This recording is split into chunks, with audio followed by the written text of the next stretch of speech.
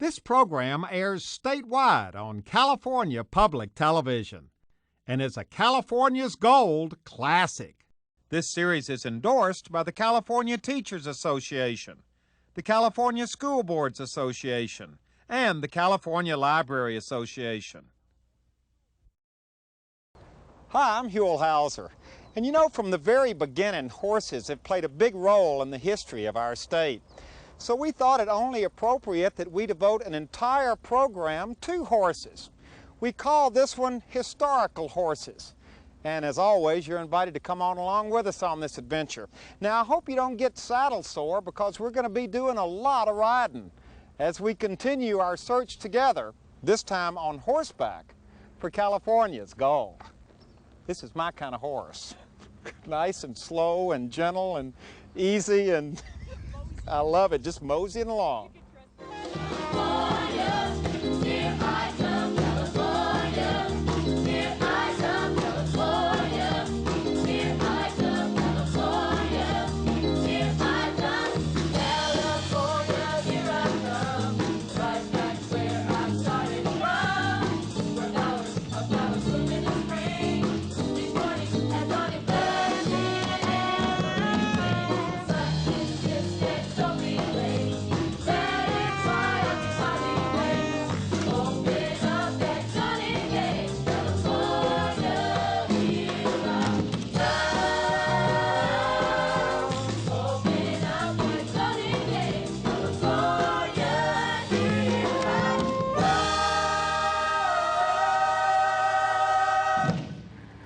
It was something to see.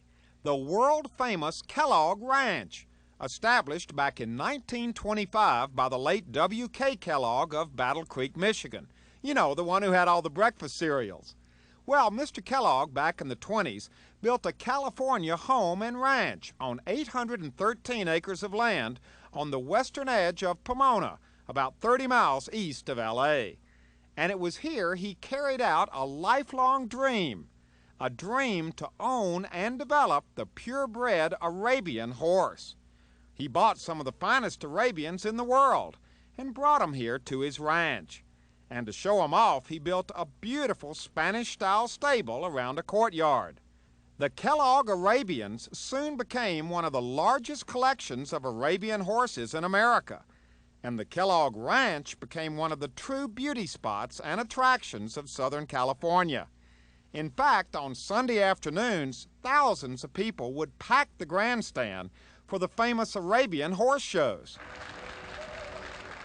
And today, almost 70 years later, the Sunday afternoon horse shows are still being held.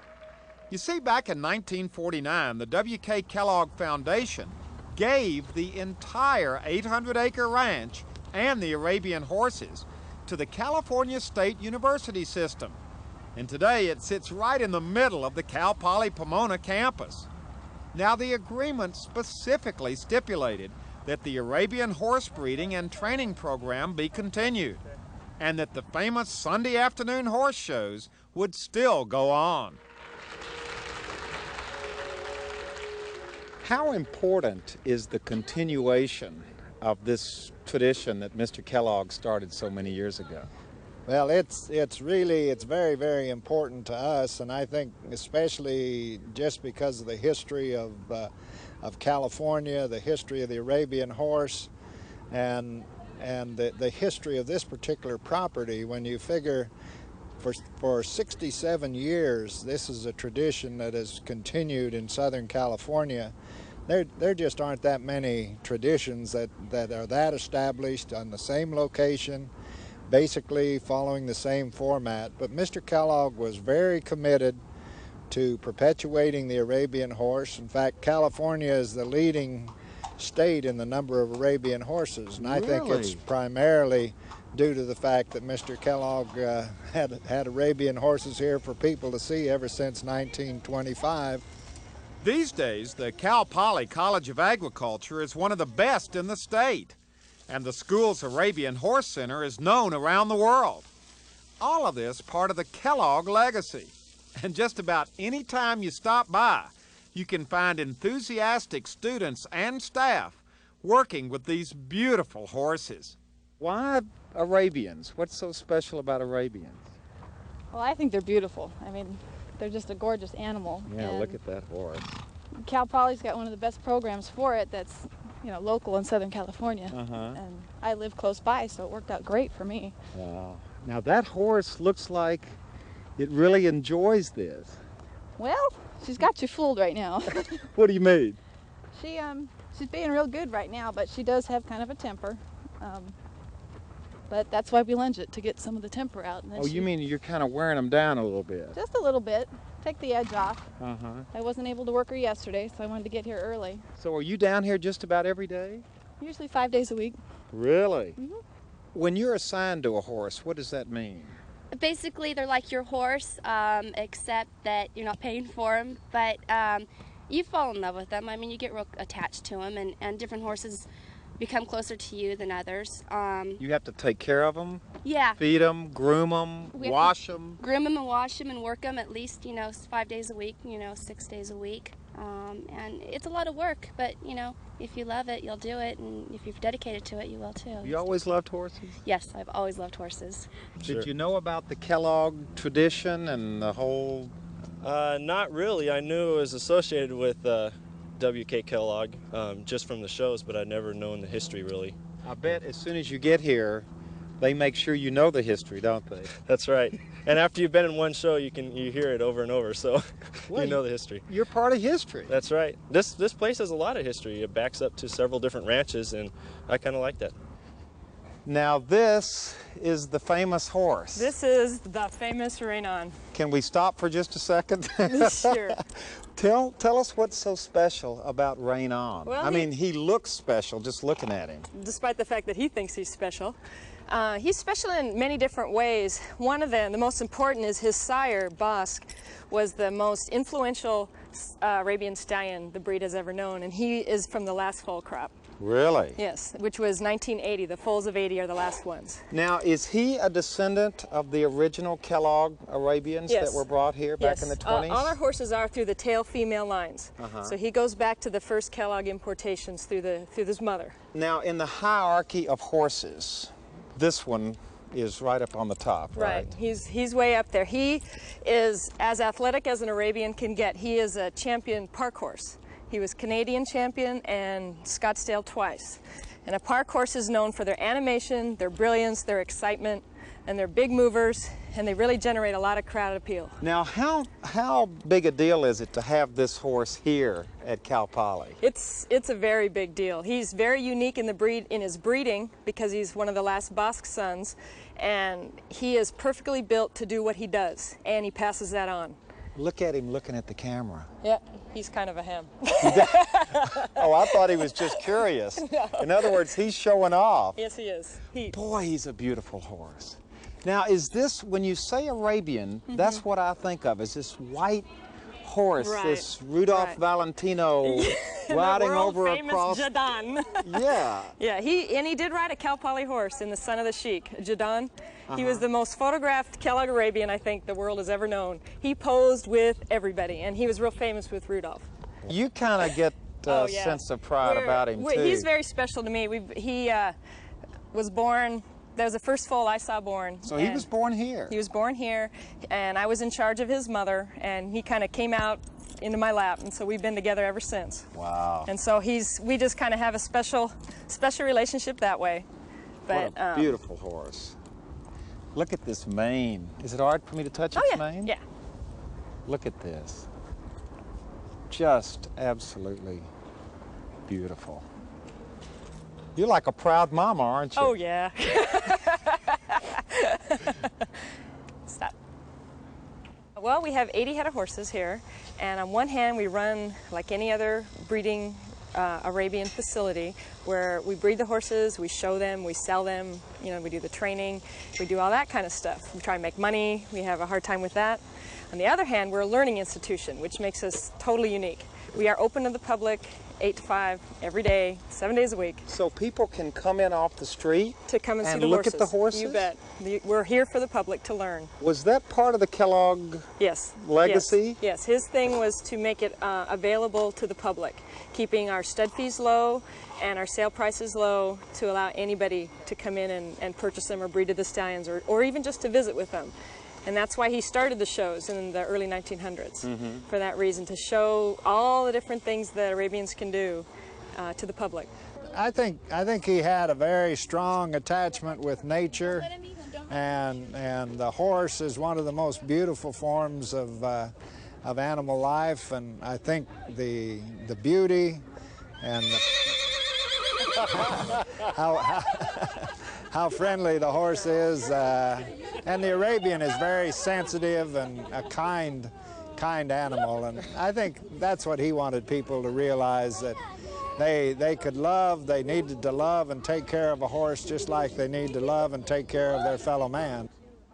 So the W.K. Kellogg Arabian Horse Farm, established back in 1925, is still around. The beautiful Spanish-style stables, built in what were then wide-open spaces, are now right in the middle of the Cal Poly Pomona campus. But they're still there, and they're being used these days as offices for student organizations. New stables on the campus, built in the 1970s, full of activity, as students, faculty, and staff work daily with the descendants of those original Kellogg Arabians. And on the first Sunday of each month during the school year, the famous Arabian Horse Show, which thrilled and delighted spectators of all ages starting back in 1926, is still being held. A Southern California tradition, started by a man from Michigan named Kellogg.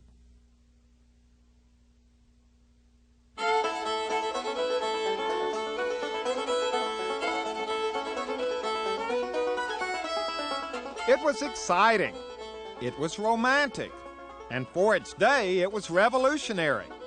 And it was certainly one of the most colorful chapters in our nation's history. Now officially it was named the Central Overland California and Pikes Peak Express Company, but everyone called it the Pony Express, a private mail service that delivered letters and telegrams between St. Joseph, Missouri and San Francisco. Its fast ponies and daring riders capturing the imagination of the day, and in fact becoming legends, traveling through rain and snow and all kinds of other obstacles. Now each rider had a 75-mile section of trail to cover, changing horses every 15 miles, the mail moving about 200 miles in a 24-hour period. It was something all right, even though the Pony Express was in operation for a grand total of only 18 months, from April 1860 to November 1861.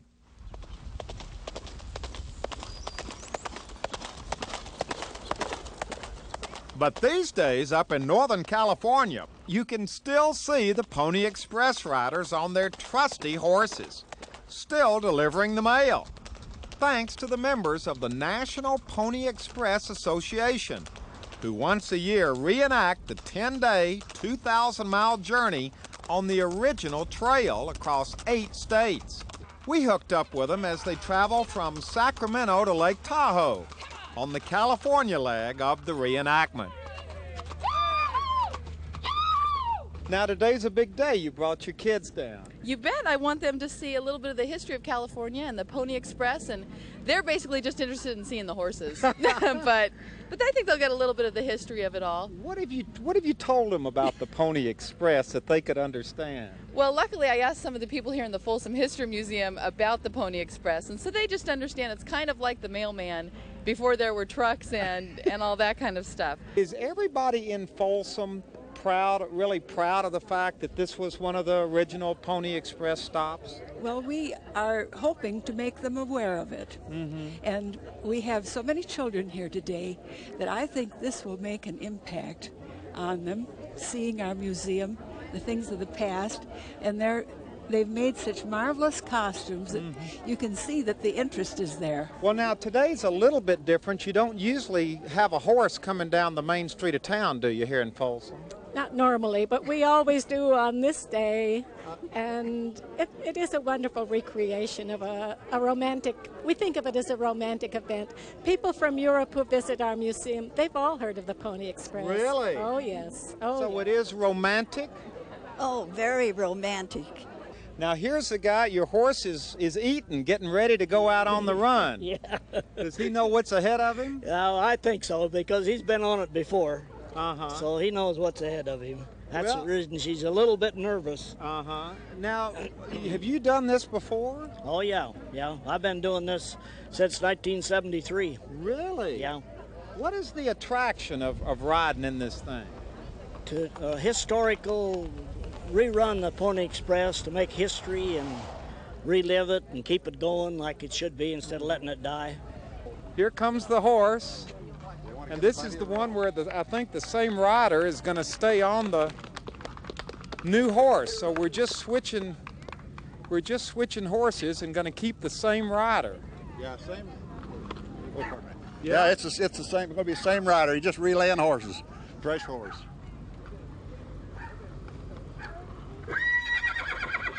They know. These horses know what's happening. And there he goes off, same rider. Different horse. There he goes. Yay! Now, Larry, this is a facsimile of the real thing. This is what they carried the mail in. This is the mail bags, right, that they carried the mail in. It's called a mochila, M-O-C-H-I-L-A. Mochila. Mochila, and these are the cantinas. There are 4 pockets sewn in each corner, and they carried the mail. And how would this thing work? It was designed to come off easily. Oh, I got you. So it just like this, and So it could be this is what transferred they to a would- new. This was with the mail. This was supposed to weigh less than 13 pounds, and the first mail out only had 53 letters in it. So this was it, right This was here. it. This is what went across country. This is what traveled 1,966 miles. The saddle did not. The saddle stayed with the horse. They changed horses every 12 to 15 miles. Look how easy that just fits. Just right fits right back over. on. And the rider sits on it, and his body holds it to the saddle. We're going to kind of get out of the way right now, because what's going to happen is once your dad gets here, we're not going to have time to do much more talking, are we? No, sir. All you're going to see is a couple of guys grabbing mochila, throwing on horses, and away we go. Okay. We got some time to make up. Did Pony Express riders ever... There he goes. There he Did you hear goes, that? I He tell you. heard him. He saw him coming. Pony Express riders never did really talk to each other much, did they? No, they didn't have time. They didn't have time. They socialized at the stop. But when they were working, they went. Okay, here comes your dad. Everybody's getting ready. And here goes the exchange right here. Let's see how it happens, how it works.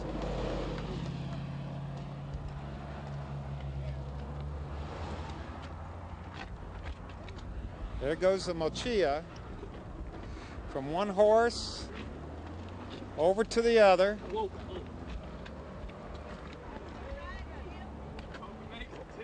got him? There you go. There he goes. All right,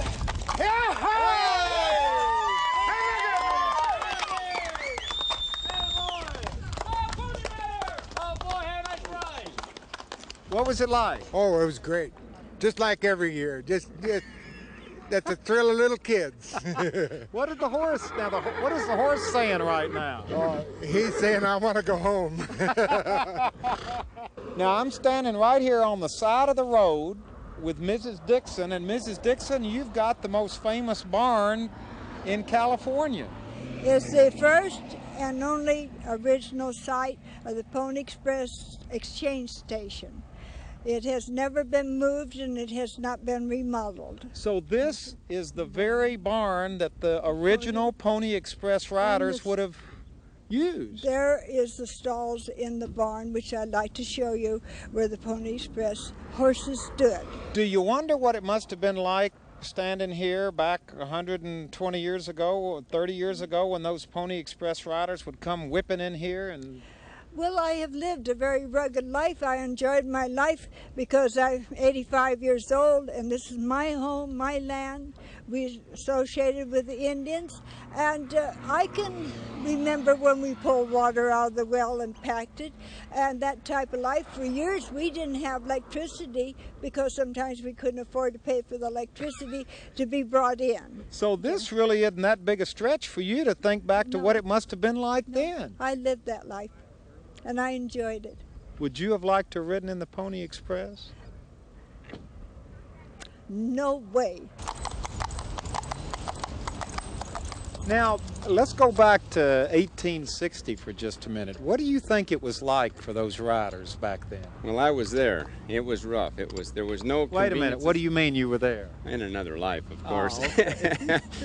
It was rough. There wasn't modern conveniences. You didn't do things fast. Everything was slow, and you had time to smell the roses and the coffee. Nowadays, everybody runs around in circles, you know, hurry, worry, and bury, and they just...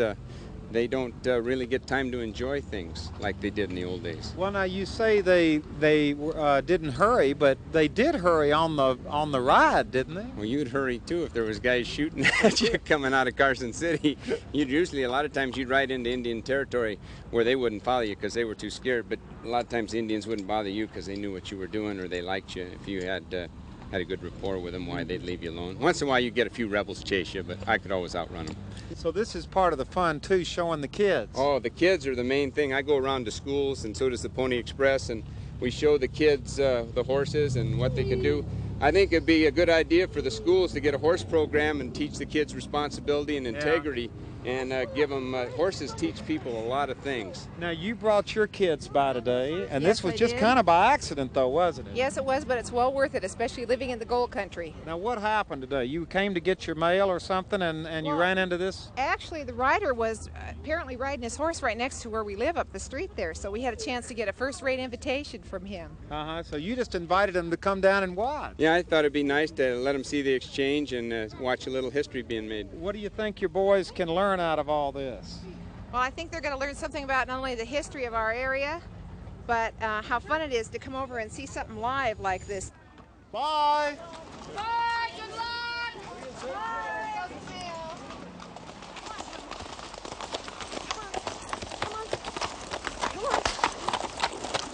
Now we're up in some real, I mean, this is beautiful country. It's also quite desolate, deserted up here. Do you kind of wonder what they must have felt like back in 1860 riding through this country? We hope that's what we're getting, is the feeling that they got riding through this country, even without the roads. Well, what did that feel like? It's a wonderful feeling. You have a good horse underneath you and riding in this beautiful country. It's gorgeous. I love it. That's kind of my feelings the same way. It just gives you a feeling of back in the 1860s, only not quite as rough. Yeah, just a little bit easier. Well, so really this is about as close to a true reenactment as you can get right up here where we are right now. That's why we're riding where we're at. So you chose the area you wanted to ride through. We try to get off the beaten highway and get up as much as close to the trail as we can. None of that city stuff. None of the city stuff, no sir. And here we are. Here it is though, 1992. Look over here, Louis. Here we are out in the middle of nowhere, and here come 2, 3, 4, 5 motorized vehicles. Right, right. You know what? You can run, but you can't hide. That's right. That's for sure. Guaranteed. They found us. Come on. Welcome to the 20th century. Was this a romantic thing even when it was happening, or is this an example of something that has grown and been embellished and over the years? It was a big deal when it was running. The people looked forward to it. Now remember, when they came through Placerville, there was ladies standing out on the carry house waving. There was a band to welcome them. When they came into Sacramento, the first westbound rider, 100 riders, 100 people rented saddle horses and met at the rider at Sutter's Fort, and they rode the mile or 2 miles into the waterfront. And when it arrived in San Francisco at 1:30 in the morning, they had a bonfire and there were several thousand people there. The local fire companies turned out. It was a big deal. Why did these boys do this? Did it pay well? It paid well, I think. $25 a week plus bonuses. Many of them got bonuses for doing hazardous duty riding. I think they did it for the adventure, the freedom. You know, all of us like to take off from work and go. These boys could be basically their own bosses, and they were out there in the wilderness with their horses, and they could ride and ride and ride. They were good riders. They were good riders, and they had good horses too. Why all of this lore about it? Because there's so much. Yes, there's a romance associated with it. Riding off across the plains with the wind blowing in your hair, and doing it on a horse. And it's just that sense of freedom, I think, and adventure. It's often referred to as that daring enterprise, and they speak of the brave riders and intrepid riders. You know, and these are young boys, young men that did this. Was it a daring enterprise? It was a daring enterprise for the founders, because they staked their all on it. They lost $200,000. They didn't get the mail contract, but the Pony Express ended, but it lived forever in the hearts of American youth and adults.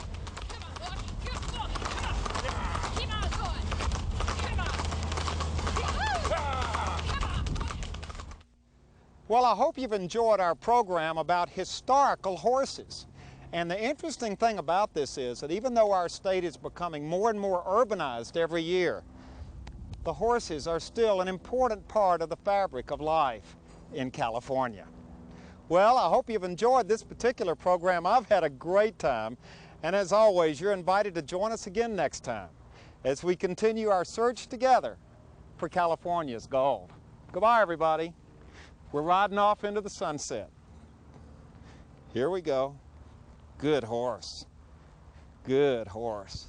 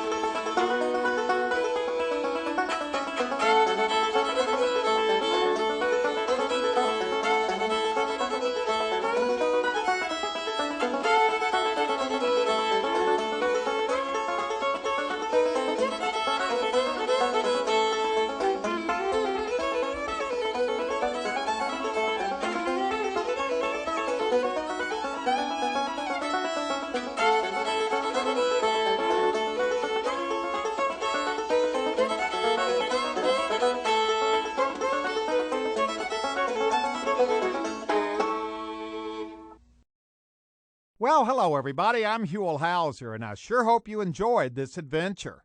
If you'd like to see it again or share it with your family or friends, or perhaps donate a copy to your local school or library, it's available on video cassette and on DVD. All you have to do is call 1-800-266-5727 and we'll be glad to send it to you right away.